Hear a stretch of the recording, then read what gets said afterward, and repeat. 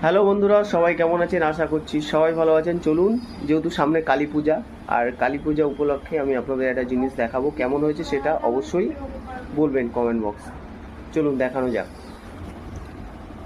মাম্মাম, তুমি এটা কি করছো? এটা রং করছি।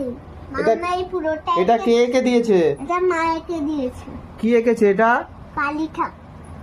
হ্যাঁ, কালী ঠাকুর। তুমি কি রং করছো? আমি জিভ রং করবো আর ঠোঁট রং করবো। তাই হ্যাঁ। দেখি একটু কালী ঠাকুরের ছবিটা নেই। তো বন্ধুরা, কালী পূজা উপলক্ষে এটা এঁকেছে আমার। আরেকটা আছে, কিন্তু Why? ওটা পরে দেখাবো।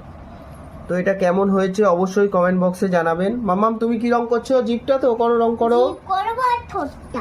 তাই হ্যাঁ। তুমি রং করতে ভালোবাসো? হ্যাঁ, অনেক ভালোবাসি। এদিকে তাকিয়ে সবাইকে বলো, অনেকটা। অনেকটা ভালোবাসো রং করতে। হ্যাঁ। তাই হুম। আর কি ভালোবাসো তুমি? আর নাচ করতে ভালোবাসি। তাই হ্যাঁ। সবাইকে বলে দাও শুভ দীপাবলির প্রীতির শুভেচ্ছা। শুভ দীপাবলি। বলো। প্রীতি শুভেচ্ছা। কোন বাজি ফাটানো উচিত নয়? শব্দবাজি। শব্দবাজি ফাটালে কি হতে পারে? শব্দবাজি পাতে কানে লাগতে পারে, আরো কোন সমস্যা হতে পারে। তাই হ্যাঁ। ও, তাহলে কি বাজি ফাটানো উচিত? তারাবাতি, রংমশাল আর চকরকা বাজি। ঠিক আছে, দেখি তোমার আঁকাটা আরেকবার দেখি।